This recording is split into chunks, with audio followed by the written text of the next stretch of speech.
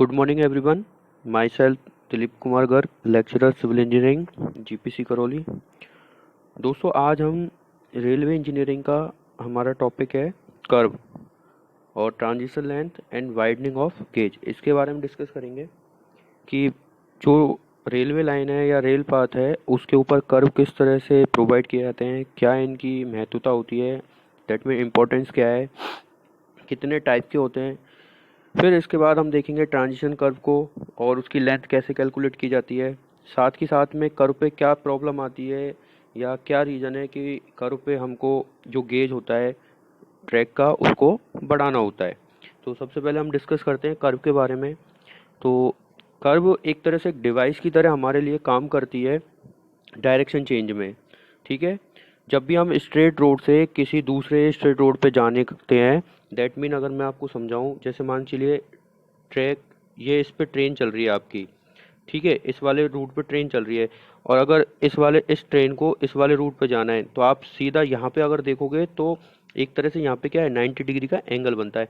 तो इतना sharp cut लेना पॉसिबल नहीं होता। तो उसके लिए हम क्या करते हैं, उसके लिए हम करते हैं कि यहाँ पे हम क्या करते हैं, एक कर्व प्रोवाइड करा देते हैं। इस दोनों मीडियम को एक कर्व की तरह की सहायता से जॉइंट कर देते हैं। उससे क्या होता है, इजीली ट्रेन मूव कर जाती है। तो कर्व क्या है, curve is a device required to change the direction of movement of an object either in vertical और हॉरिजॉन्टल प्लेन। चाहे आप वर्टिकल प्लेन की बात करो चाहे हॉरिजॉन्टल प्लेन, कहने का मतलब अगर आपका व्हीकल हॉरिजॉन्टली घूम रहा है, ठीक है, हॉरिजॉन्टल प्लेन में घूम रहा है तब भी और वर्टिकल प्लेन में घूम रहा है तब भी। वर्टिकल प्लेन का मतलब क्या होता है, दो विभिन्न ग्रेडियंट पे जो रोड हैं उनको आपस में मिलाने के लिए हम जो कर्व काम में लेते हैं वो वर्टिकल कर्व होते हैं। अब बात आती है कर्व कितने प्रकार के होते हैं।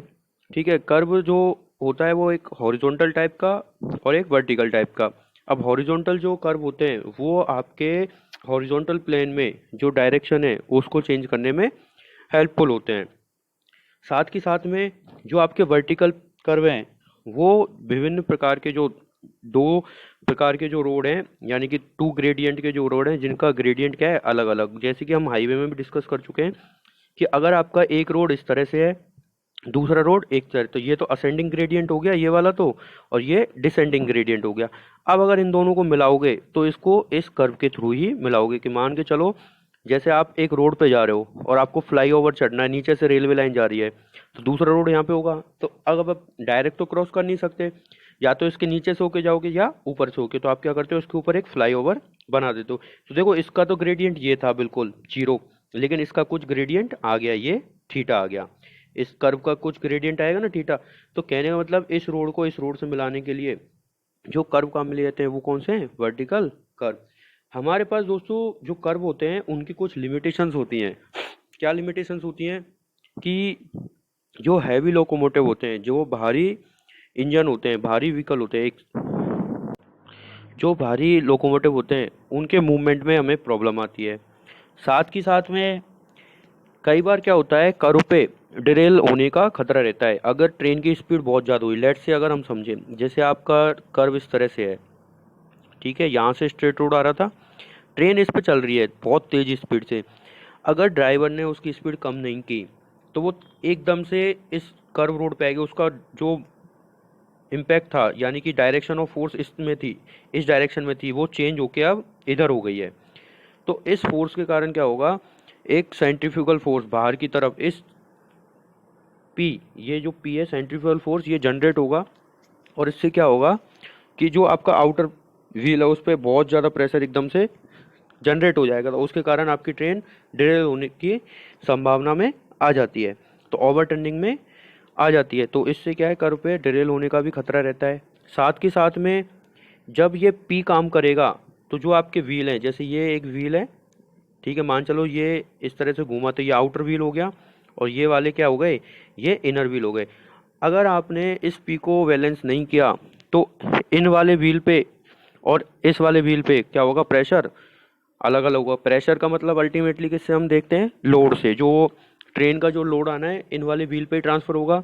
तो अगर इस पी को हमने सेंट्रीफ्यूगल फोर्स को हमने बैलेंस नहीं किया तो इस व्हील पे क्या होगा, प्रेशर और लोड का डिस्ट्रीब्यूशन भी क्या होगा, अनइक्वल होगा। साथ ही साथ में जो आपकी स्मूथनेस आती है कि आप चाहते हो भाई आपको कोई कंफर्टेबिलिटी में कोई लॉस ना हो, आप एकदम इजीली बैठे रहें ट्रेन में और आपकी ट्रेन इजीली मूव करती रहे कर पे, तो वो जो स्मूथनेस आती है, कंफर्टेबिलिटी होती है, उसमें लॉस होगा। साथ के साथ में हमें कर पे क्या है, बहुत प्रकार की फिटिंग्स की रिक्वायरमेंट होती है। ठीक है, तो इस तरह से क्या होता है, जो कर्व होते हैं कुछ लिमिटेशंस को फॉलो करते हैं। अब हमें कर्व पे एक चीज़ निकालनी होती है, डिग्री ऑफ कर्व।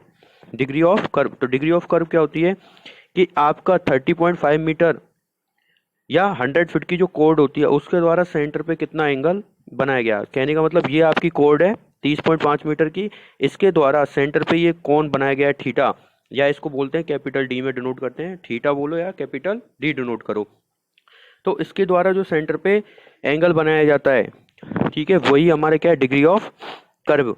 तो अब निकालोगे कि देखो आपका, अगर बात करोगे कि 30.5 मीटर है, ठीक है, ये कितने पे बनाएगा, पूरी परिधि पे, पूरी परिधि पे, तो डी कितने पे बनेगा 360, सॉरी एक मिनट, जो आपका 2 पाई आर एंगल है, जैसे ये आपका सर्किल है, ठीक है, तो ये 2 पाई आर हो गई परिधि, ये सेंटर पे कितना बना रही है 360 डिग्री, और आपका जो 30.5 मीटर है ये कितना बना रही है डी, ठीक है, ये कितना बना रही है डी, ठीक है, तो 30.5 बना रही है कितने पे, डी पे, ठीक है, मैथ ही है सिंपल ही। और 2 पाई आर कितने पे बना रही है, 2 पाई आर बना रही है 360 पे, 360 पे। इसको सॉल्व करेंगे तो डी बराबर 1750/r। अब आर क्या है, रेडियस ऑफ सर्कुलर कर्व, जो ये रेडियस है सर्कुलर कर्व की, ये हमारी क्या है आर। तो इस तरह से हम degree of curve find out कर सकते हैं। अब नेक्स्ट इसके बाद आता है टाइप ऑफ हॉरिजॉन्टल कर्व। अब जो हॉरिजॉन्टल, देखो हमने देखा था कर्व कितने प्रकार के होते हैं, दो, हॉरिजॉन्टल कर्व और वर्टिकल का। अब हॉरिजॉन्टल कर्व में हमारे पास 3 तरह के कर्व आते हैं। पहला आता है सिंपल कर्व, ठीक है, सिंपल कर्व में क्या होता है, जिसकी एक ही रेडियस होती है, जिसकी क्या एक ही रेडियस होती है, ठीक है। दूसरा होता है कंपाउंड कर्व, वह कर्व जो दो विभिन्न प्रकार की रेडियस से मिलकर बनाओ।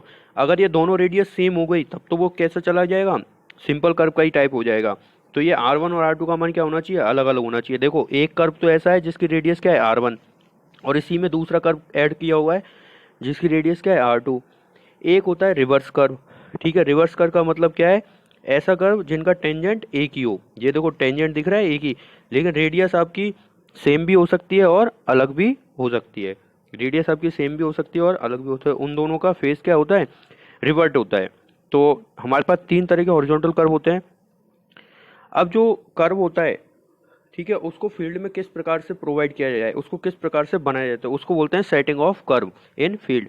तो हमारे पास बेसिक 4 मेथड होते हैं। पहला होता है टेंजेंशियल ऑफसेट मेथड, दूसरा होता है लॉन्ग कोड ऑफसेट मेथड, तीसरा होता है कोड डिफ्लेक्शन मेथड, और चौथा होता है थियोडोलाइट मेथड। तो ये हमारे बेसिक मेथड है, ठीक। इसके बाद नेक्स्ट टॉपिक आता है ट्रांजिशन कर्व एंड इस लेंथ। और पहली चीज तो क्या आती है कि भाई ट्रांजिशन कर्व होता क्या है। ट्रांजिशन कर्व वह सिंपल कर्व होता है, देखो सिंपल कर्व क्या है, एक ही तरह से दिख रहा है, या ट्रांजिशन कर्व वह सिंपल कर्व होता है जिसकी रेडियस हर पॉइंट पे बदलती रहती है। अब जिसकी रेडियस बदलती रहेगी तो एक तरह से तो वो रेडियस बदल रही है तो क्या हो गया, कंपाउंड, क्योंकि 2 रेडियस है, लेकिन हम बोलते सिंपल कर्व ही है इसको। तो वह, या सिंपल या आप बोलो वह वक्र जिसकी त्रिज्या प्रत्येक बिंदु पर बदलती है। कहने का क्या मतलब है कि ये इस तरह से चलता है। मान चलो ये सेंटर है, तो यहाँ पे रेडियस R1 होगी, फिर अगले पॉइंट पे जाओगे R2 होगी, फिर R3, R4, R5, इस तरह से। तो देख रहे हो रेडियस कितनी चेंज हो गई इसके कंपैरिजन में। तो इस तरह से रेडियस क्या होती है, हर पॉइंट पे बदलती रहती है, ठीक है। दूसरी बात, जो ट्रांजिशन कर्व होता है इसका मेन यूज किया जाता है सर्कुलर पाथ पे। सर्कुलर पाथ पे क्यों किया जाता है कि कोई भी जो पाथ होता है, जैसे चाहे हाईवे में बात करो चाहे रेलवे में, अगर जैसे स्ट्रेट पाथ से कोई वस्तु आ रही है और उसको सर्कुलर पाथ पे जा रहा है, तो इन दोनों के जॉइंट पे क्या होता है, एक कनेक्शन पॉइंट पे बहुत तीक्ष्ण जॉइंट बनता है, और जब भी व्हील इस पे से गुजरता है तो एकदम से जर्क महसूस होता है, झटका महसूस होता है, तो डिस्कम्फर्ट की कंडीशन आती है, ठीक है। तो इस डिस्कम्फर्ट की कंडीशन को ख़त्म करने के लिए हम स्ट्रेट कर्व या स्ट्रेट लाइन और कर्व, सर्कुलर कर्व, इन दोनों के बीच में क्या करते हैं, हम एक दूसरे प्रकार का कर्व प्रोवाइड कराते हैं जिसकी रेडियस धीरे धीरे चेंज हो। ठीक है, इनफाइनाइट टू एक डिजायर वैल्यू और डिजायर वैल्यू टू इनफाइनाइट। अभी समझेंगे कैसे। तो वो जो कर्व होता है वही क्या है, ट्रांजिशन कर्व। ठीक है, इसकी त्रिज्या ठीक है धीरे धीरे बदलती है और अनंत तक जाती है, और अनंत से फिर वापस धीरे धीरे होके कम आती है। कैसे, अब मान के चलो ये स्ट्रेट कर्व है, एक मिनट दोबारा देखते हैं। ये स्ट्रेट कर्व है और ये क्या है, सर्कुलर कर्व। मान के चलो ये क्या है, सर्कुलर कर्व। तो इन दोनों के बीच में अगर आपको ट्रांजिशन कर्व देना है तो वो इस तरह से आएगा। तो यहाँ पे तो इस जॉइंट पे तो स्ट्रेट लाइन है, तो स्ट्रेट लाइन की रेडियस क्या होती है, इनफाइनाइट। ठीक है, और यहाँ पे सर्कुलर कर्व की कुछ त्रिज्या होगी आर। तो कहने का मतलब जब ये ट्रांजिशन कर्व इस वाले सर्कुलर कर्व पे जाके जुड़ेगा तो यहाँ पे इसकी त्रिज्या क्या हो जाएगी, आर।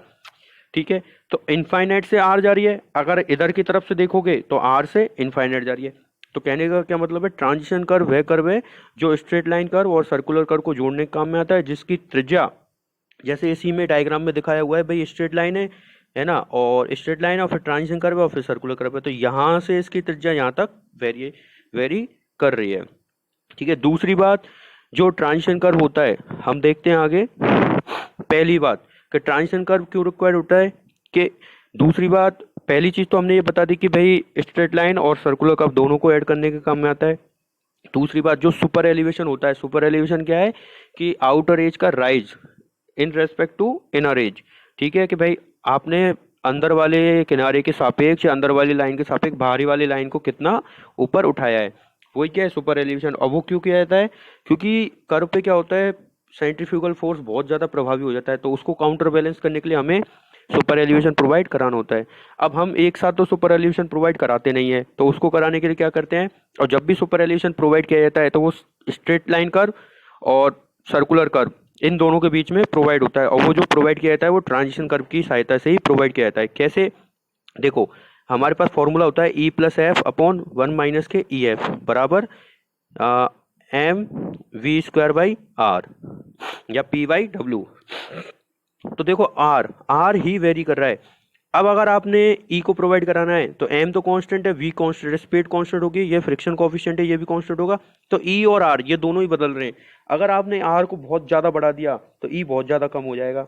तो आपको ई को प्रोवाइड कराना है, ई को प्रोवाइड कराना है। अगर आर का मान इनफाइनाइट है तो ई का मान क्या होगा, 0। अब जैसे आर को कम करते जाओगे तो ई का मान क्या होगा, बढ़ेगा।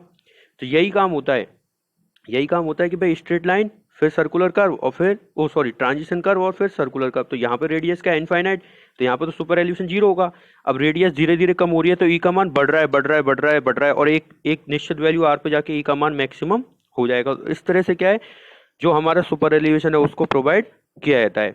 नेक्स्ट जो चीज आती है वो आता है, देखो ट्रांजिशन कर्व क्या कर रहा है कि जो रेडियस है इनफाइनाइट से एक डिजायर वैल्यू रेडियस जो सर्कुलर कर्व की है वहां तक लाने में काम कर रहा है। नेक्स्ट जहाँ पे स्ट्रेट लाइन कर्व और सर्कुलर कर्व आके मिलते हैं तो वहाँ एक तीक्ष्ण जॉइंट बन जाता है, तो वहाँ पे क्या होता है, सडन जर्क की कंडीशन आती है, तो उसको भी वो खत्म करता है बीच में इंट्रोड्यूस कराने के बाद। इनके बीच में एक रिलेशनशिप जनरेट होती है, ई इज डायरेक्टली प्रोपोर्शनल होता है पी के। अभी मैंने बताया, अगर शॉर्ट फॉर्म में देखें कि पी बाई डब्ल्यू बराबर V square by G R बराबर E plus K F upon 1 minus K E F. ठीक है, तो P डायरेक्टली प्रोपोर्शनल है किसके, E के। इस वाले E से कंफ्यूज मत होना, इसकी वैल्यू बहुत कम आती है तो इसको हम नेग्लेक्ट कर देते हैं, मतलब इक्वल टू 1 के मान लेते हैं। तो E डायरेक्टली है, E V के प्रोपोर्शनल हो गया। ठीक है, R है, ठीक है, और जो स्पाइरल कर्व होता है उसमें L डायरेक्टली प्रोपोर्शनल होती है 1 बाई R के। तो यही हमारे लिए एक आइडियल कंडीशन की तरह जनरेट होती है कि L is directly proportional to 1 by R। तो इस तरह से हम रिलेशनशिप निकालते हैं। नेक्स्ट जो चीज़ आती है वो आती है लेंथ ऑफ ट्रांजिशन कर्व। अब जो ट्रांजिशन कर्व की लेंथ है वो 3 क्राइटेरिया के बेसिस पे दी जाती है। पहला तो radius of change of cant. ठीक है, कैंट क्या होती है, वही सुपर एलिवेशन को ही कैंट बोलते हैं हम यहाँ पे। हाईवे में उसको सुपर एलिवेशन बोलते हैं और रेलवे में उसको कैंट बोलते हैं, कि भाई rising the outer edge with respect to inner edge on a curve is called cant. ठीक है, दूसरा होता है rate of change of cant deficiency. कई बार क्या होता है कि कर्व पे जो मेन लाइन पे जो आपने कैंट दिया है, ठीक है, सॉरी मेन लाइन पे जो आपने कैंट दिया उससे कई बार आपको एक ब्रांच लाइन निकालनी होती है। तो क्या होता है कि जो मेन लाइन पे कुछ आपको जो सुपर एलिवेशन है उसमें लॉस हो जाता है, उसमें आउटर एज को दबाना पड़ता है। दबाना कैसे पड़ता है, देखो जैसे ये आपकी मेन लाइन चल रही है, ठीक है, यहाँ से आपको दूसरी एक आउटर लाइन इस तरह से निकालनी है। ये तो आपकी मेन लाइन गई, ये वाली तो मेन लाइन है और ये ब्रांच लाइन है, तो ये तो आउटर एज है, तो अभी तो ये आउटर एज इनर एज की तुलना में ऊपर होगा, लेकिन यहाँ पे जाके ये अब क्या बन गई, इनर एज, और ये क्या है, आउटर एज। तो यहाँ पे क्या होगा, जो पहले आउटर एज थी अब तो वो इनर एज हो गई, और जो इनर एज थी पहले वो अब आउटर एज हो गई। तो यहाँ पे क्या होता है कि इसको आउटर एज में कन्वर्ट करने के लिए इस वाली लाइन को नीचे दबाना पड़ता है। तो यहाँ पे थोड़ा सा जो आपने दबाव दिया है, मतलब जो ऊंचाई में कमी की है, वही आपके क्या है, काइंड डेफिशिएंसी है अगर हम सिंपल वे में समझना चाहें तो। ठीक है, तीसरी होती है कैंट ग्रेडियंट पे। तो इनकी कुछ डिजायरेबल वैल्यू है, कुछ मैक्सिमम वैल्यू है। तो अगर हम देखें rate of change of cant पे, तो होती है सी ए, ये होती है आपकी सी A into V M upon 125, और मिनिमम होती है सी ए आपकी होती है C A into V M upon 198। अब कैंट डेफिशिएंसी पे तो वो C D into V M upon 125 और C D into V M upon 198। फिर कैंट ग्रेडियंट क्या है कि जो अपना ग्रेडियंट है, जो हमारा ग्रेडियंट है वो 1/720 से ज़्यादा नहीं होना चाहिए, किसमें, डिजायरेबल वैल्यू में। दूसरा मिनिमम वैल्यू क्या कहती है कि cant gradient should not be less than 1/36 और 360 for broad gauge and 1/720 for narrow and metre gauge. तो ये हमारी क्या है, तीन डिजायरेबल वैल्यू है, यानी कि तीन क्राइटेरिया है। अब इन तीनों क्राइटेरियाओं में अगर जो मैक्सिमम आएगा, मतलब इसमें से और इसमें से जो मैक्सिमम वैल्यू आएगी वही हमारी क्या होगी, ट्रांजिशन लेंथ होगी, किसकी, कर्व की। मान के चलो इसकी वैल्यू आई कितनी, 120 मीटर पहले वाले की, इसकी आई 118 मीटर और इसकी आई 90 मीटर। तो तीन वैल्यू आई हमारे पास किसकी, लेंथ ऑफ ट्रांजिशन कर्व की। तो इनमें से हमें लेनी कौन सी है, जो इन तीनों में मैक्सिमम होगी, चाहे इन तीनों में मैक्सिमम होगी, वही हमारी क्या होगी, लेंथ ऑफ ट्रांजिशन कर्व। कहने का मतलब 120 मीटर हमारी ट्रांजिशन कर्व की लेंथ होगी अब यहाँ पे कुछ नोटेशन है कि भाई सी ए और सी डी और वी एम क्या है। जो सी ए वो आपका एक्चुअल करंट है, ठीक है, कहने का मतलब क्या है, जो आपने करंट प्रोवाइड किया, मान चलो 3% का सुपर एलिवेशन दिया है, और सी डी क्या है, करंट डेफिशिएंसी, मान चलो उसको 0.5 से या 1 से घटा दिया आपने। दूसरा वी एम क्या है, मैक्सिमम स्पीड है किसकी, ट्रेन की, किसमें, किलोमीटर पर आवर में। अब लास्ट जो चीज आती है वो आती है widening of gauge of curve. तो पहली चीज तो ये आती है कि भाई हमें कर्व पे वाइडनिंग क्यों करनी है, सेम उसी की तरह जैसे हाईवे में करते थे हम, कि भाई स्ट्रेट रोड पे तो हमें इजीली दिखाई देता है, लेकिन क्या होता है कि जो कर्व आता है वहाँ पे इनर साइड पे देखने में हमें कुछ परेशानी आती है, बहुत ज़्यादा डिफिकल्ट आती है। दूसरी बात, सेंट्रीफ्यूगल फोर्स जनरेट हो जाता है कर्व पे, तो उन दोनों को बैलेंस करने के लिए हमें वाइडनिंग की जाती है। साथ ही साथ में क्या होता है, रेलवे में एक चीज की और आती है, व्हील बेस की रिजिडिटी, सेम हाईवे की तरह, कि भाई आपके जो फ्रंट व्हील है वो तो पहले ही घूम जाते हैं रियर व्हील की तुलना में, लेकिन यहाँ पे क्या होता है आपके, है ना, जो फ्रंट व्हील, ठीक है, और रियर व्हील है वो दोनों रिजिडली हेल्ड होते हैं, ठीक है। तो अंदर वाला व्हील और बाहर वाला व्हील भी एक साथ ही मूव करता है। तो पहली चीज है कि भाई जो सेंट्रीफ्यूगल फोर्स होता है उसको काउंटर बैलेंस करना है, जो ट्रेन के जो व्हील हैं उनकी रिजिडिटी को भी बैलेंस करना है। साथ ही साथ में क्या होता है कि जो रिलेटिव डिस्टेंस होती है व्हील्स की, ठीक है, उसके कारण क्या होता है, जो ट्रेन का पुलिंग पावर है उसमें भी लॉस होता है। उन सब चीज़ों को बैलेंस करने के लिए हमें क्या करना होता है, बाइंडिंग करनी होती है। अब बाइंडिंग कैसे की जाती है, तो इसके लिए एक फॉर्मूला होता है हमारे पास कि W बराबर 13 इंटू वी प्लस एल का होल स्क्वायर बाई आर। अब यहाँ पे वी क्या है, व्हील बेस। व्हील बेस की जनरली कितनी होती है, ब्रॉड गेज के लिए हम 6 मीटर लेते हैं और मीटर गेज के लिए 4.88 मीटर लेते हैं। एल क्या है, lap of flange. Lap of flange है तो उसकी जो लैप काउंट की जाती है वो की जाती है 0.02 root over H square plus D H से। ये सारे डाटा किसमें, मीटर में। यहाँ पे एच क्या है, depth of flange below top of rail in centimetre. D क्या है, diameter of wheel in centimetre. R क्या है, रेडियस ऑफ कर्व, जिस कर्व पे आपकी व्हील चल रही है, मतलब जिस जिस कर्व पे आपका ट्रेन चल रहा है। तो इस तरह से हम इन सारी चीज़ों को कैलकुलेट करते हैं और जो हमारी वैल्यू निकल के आती है वो क्या है, वाइडनिंग। तो इस तरह से हम इन सारी चीज़ों को डिस्कस कर सकते हैं कि भाई कर्व क्या है, ट्रांजिशन कर्व क्या है, उसकी लेंथ क्या है, वाइडनिंग क्या है, उसको क्यों किया जाता है और किस प्रकार से कैलकुलेट किया जाता है। तो आज के सेशन में इतना ही। नेक्स्ट सेशन में हम नेक्स्ट टॉपिक डिस्कस करेंगे। आज के लिए थैंक यू दोस्तों।